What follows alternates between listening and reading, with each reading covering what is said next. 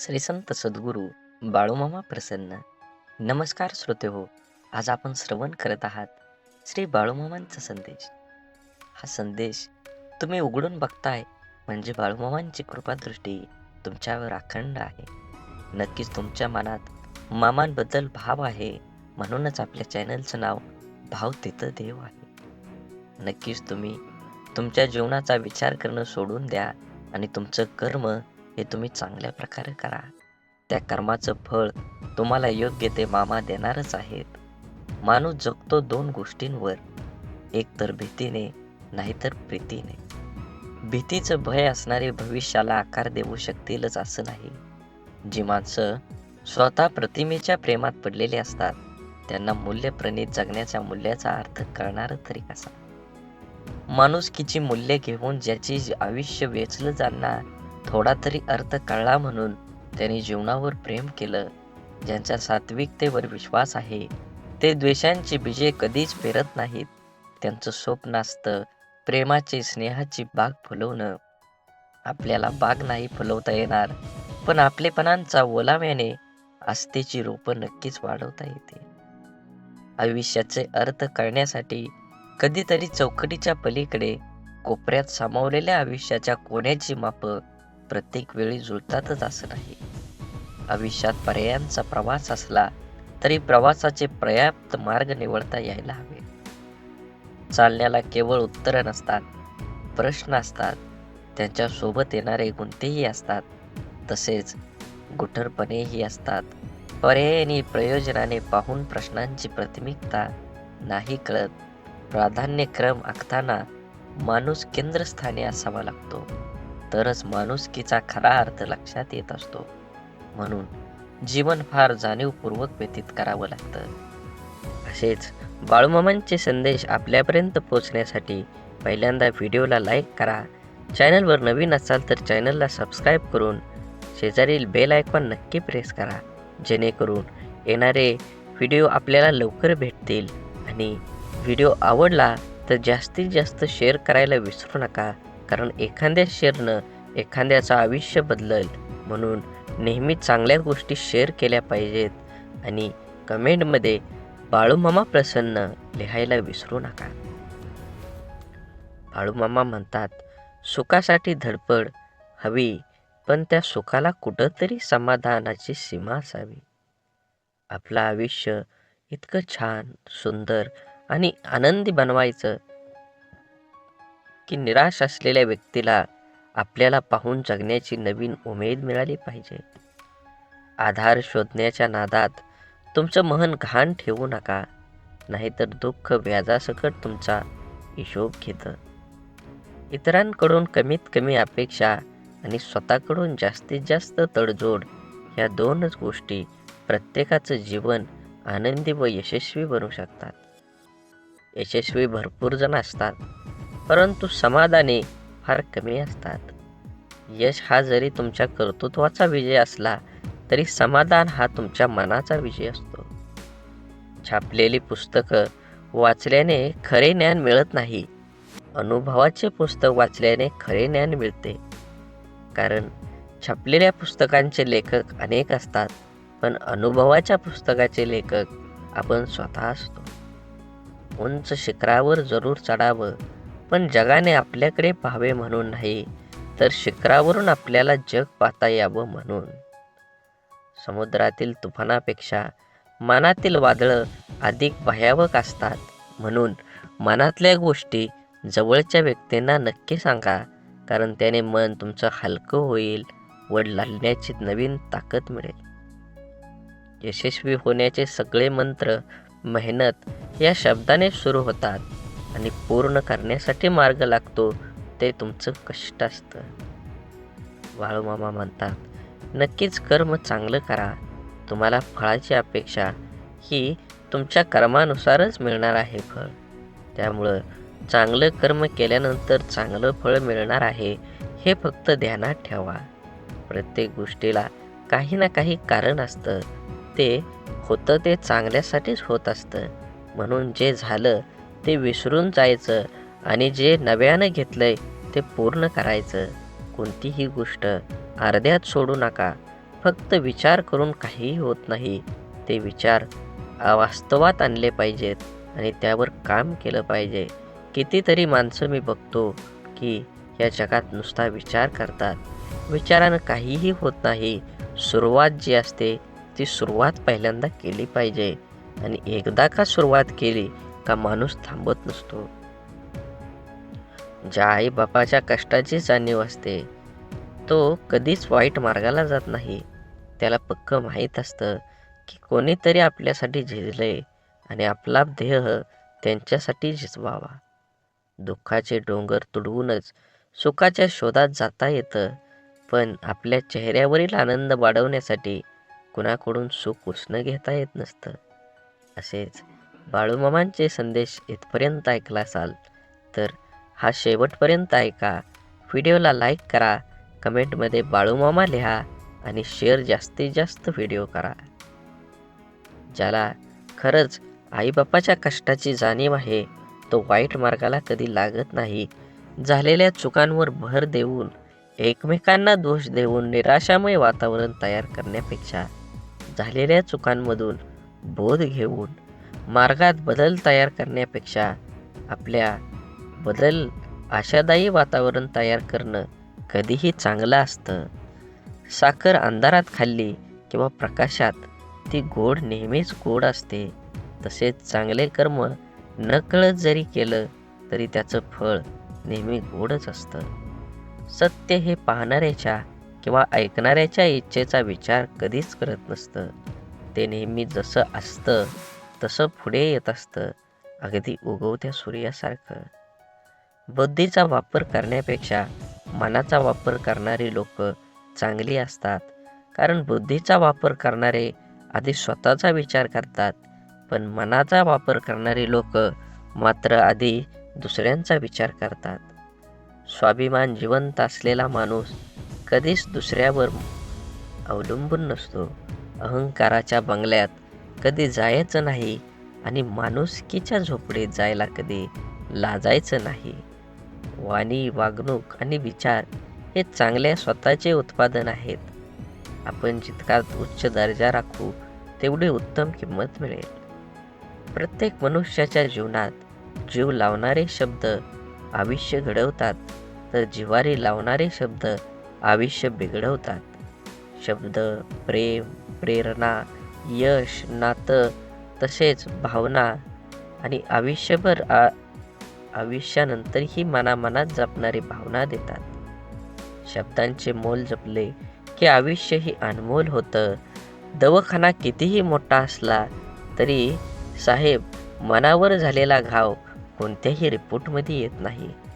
मरण सर्वांना येत असतं, पण तोपर्यंत जगायचं असतं याचं फक्त उत्तर लढणाऱ्यालाच माहीत असतं.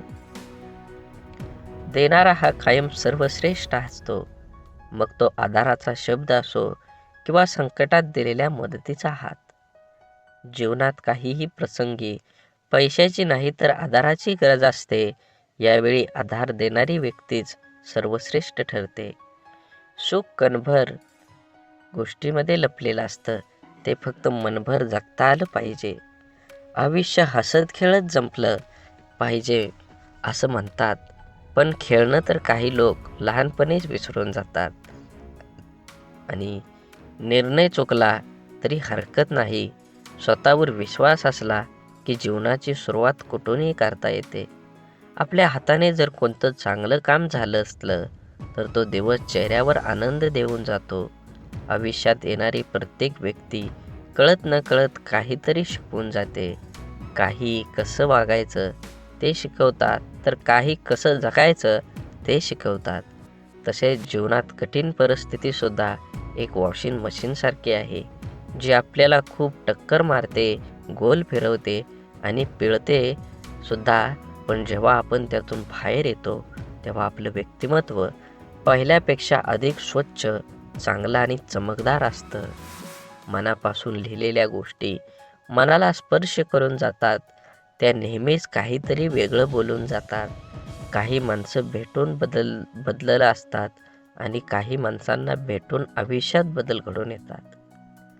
भिंतीवरील फोटो त्याचा भार खेळा सांभाळतो, परंतु लोक कौतुक खेळ्यावर टांगलेल्या फोटोचंच करतात.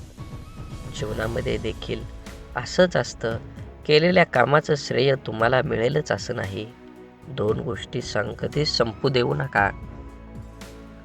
मनाचं बालपण आणि अंतःकरणातील देवपण.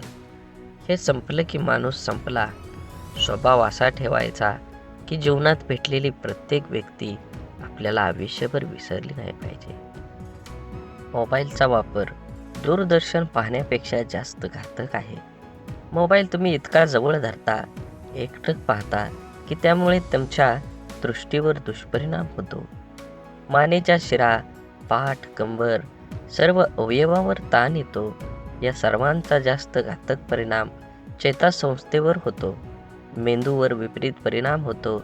चिडचिड वाढते, रागीटपणा वाढतो, जोरात ओरडावसे वाटते. मोबाईल अति वापरतात त्याची मानसिकता पूर्णपणे बिघडते व त्याच्या परिपूर्ण कुटुंबावर लोकांना भार भोगावे लागतात. मुलांनो, मोबाईलशिवाय अनेक गोष्टी आहेत. वाचन करा, लेखन करा, मोकळ्या मैदानावर खेळायला जा. आभासी जगात मित्राची यादी वाढवण्यापेक्षा प्रत्यक्ष मैत्री करा. स्वतःचे आरोग्य जपा. खरंच कुणाच्या आधाराची गरज असते ना, नेमकी तेव्हाच कुणी आधार देत नाही. मग बाकीचे नेहमीच मी आहे ना, तेव्हाच कुणी आधार देत नाही. मग बाकी नेहमीच मी आहे ना पाठीशी म्हणणारे खूप असतात. कोणतीही समस्या स्वतःलाच सोडवावी लागते. म्हणून कोणावर अवलंबून राहण्यापेक्षा स्वावलंबी बनावं. विचारांचा प्रभाव मनावर पडतो, मनाचा प्रभाव शरीरावर पडतो, शरीर आणि मन या दोन्हींचा प्रभाव जीवनावर पडत असतो. म्हणून नक्कीच नेहमी चांगले, सकारात्मक व्हा व प्रेरणादायी विचार मनात आणावेत आणि समाधानी राहावं. काय चुकलं, माझं काय चुकलं हे देवाला विचारण्यापेक्षा आपल्या मनाला विचारत चला.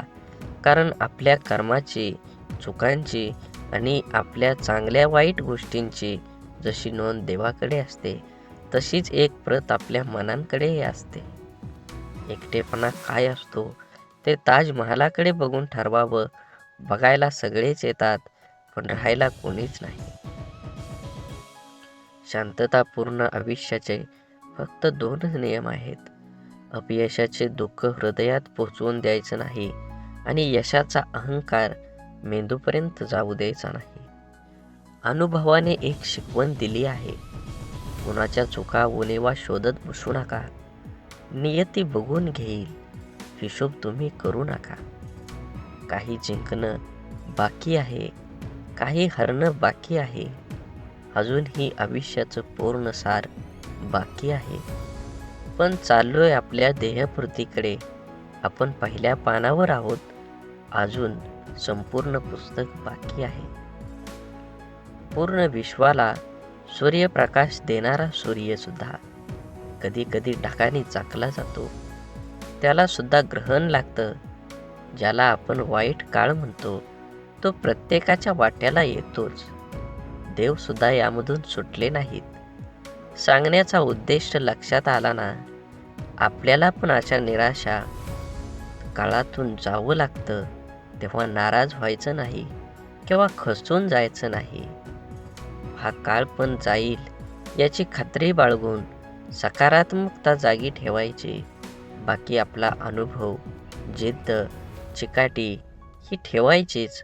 थोडा उशीर झाला तरी चालेल, पण यश हे नक्कीच मिळणार आहे. आयुष्य हे आनंदाने जगायचे असेल तर त्या परिस्थितीत समाधान मानावं लागेल व पुन्हा यापेक्षाही अधिक चांगल्या प्रकारे करता येतं. त्यासाठी सकारात्मक प्रयत्न करावे लागतात.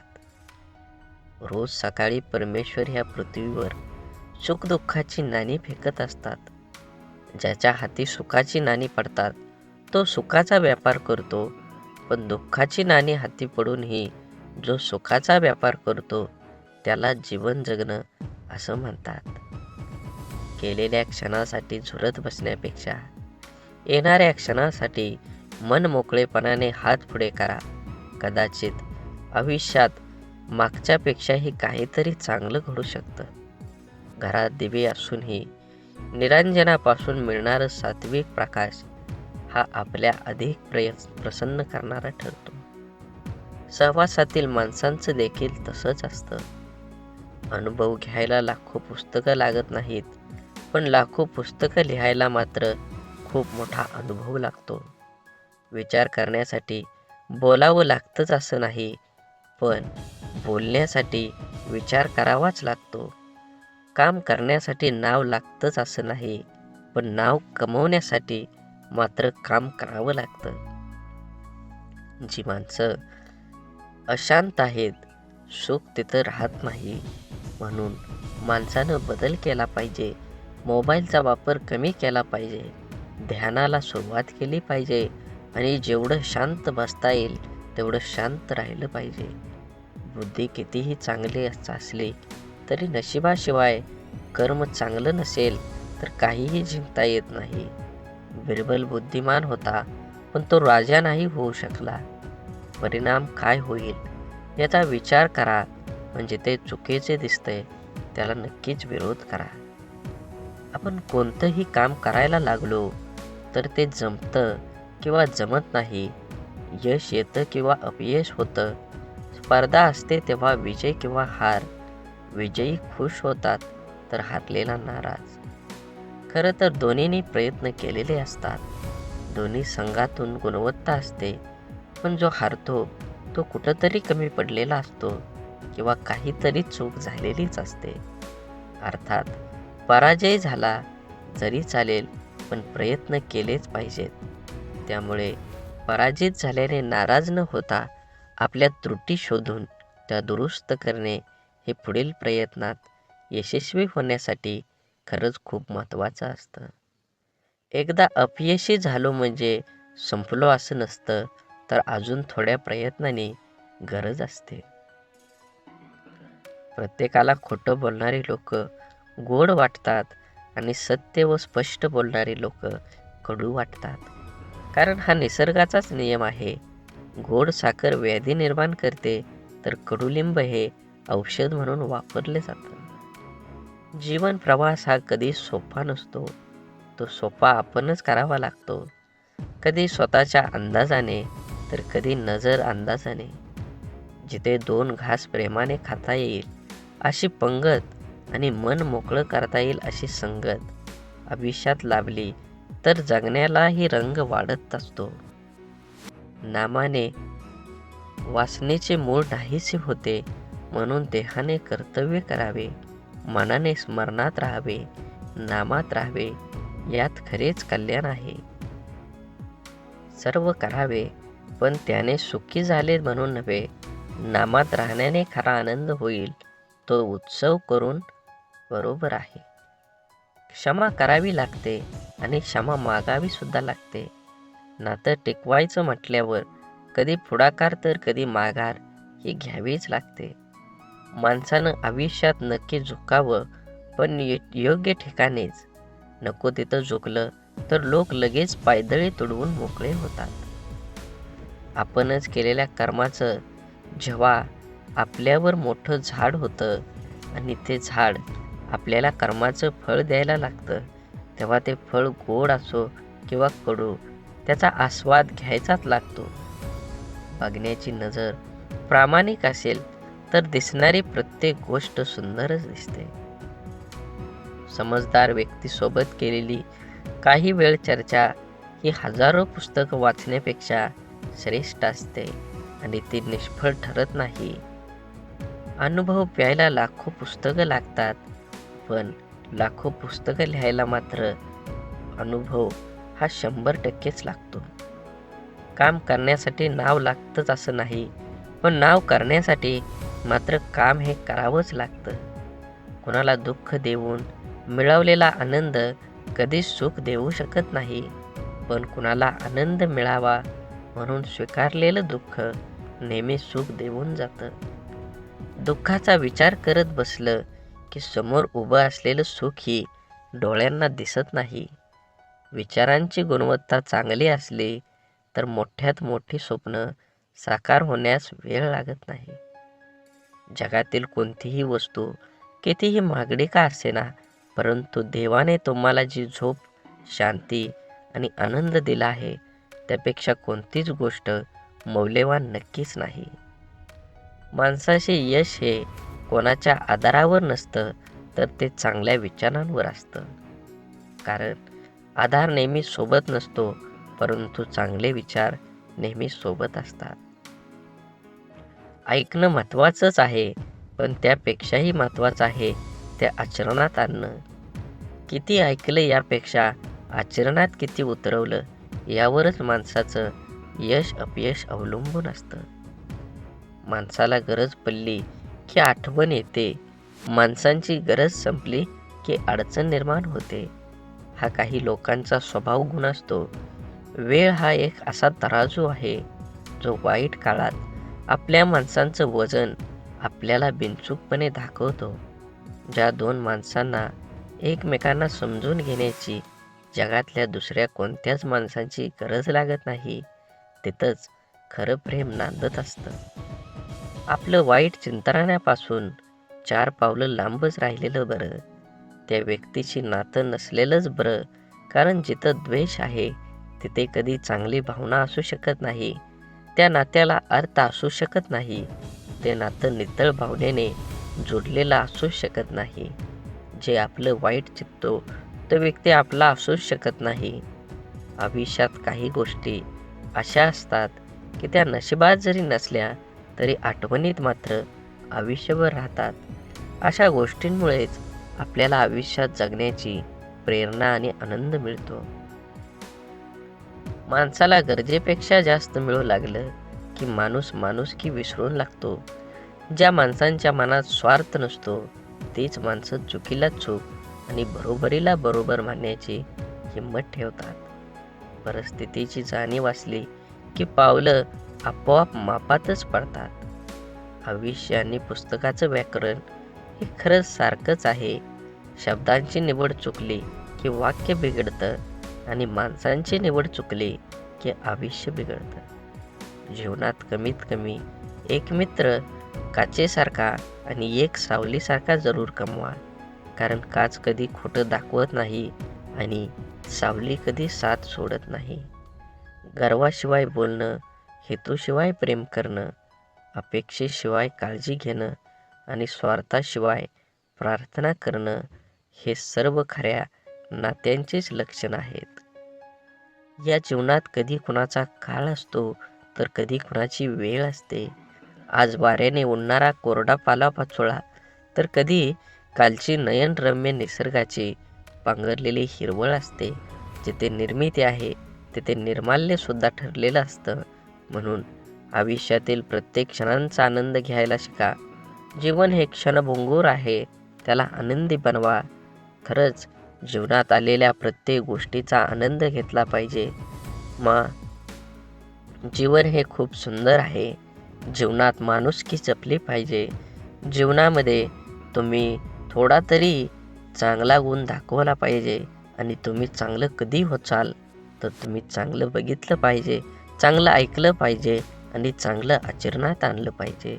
म्हणून असेच व्हिडिओ आपल्यापर्यंत पोहोचण्यासाठी पहिल्यांदा व्हिडिओला लाईक करा.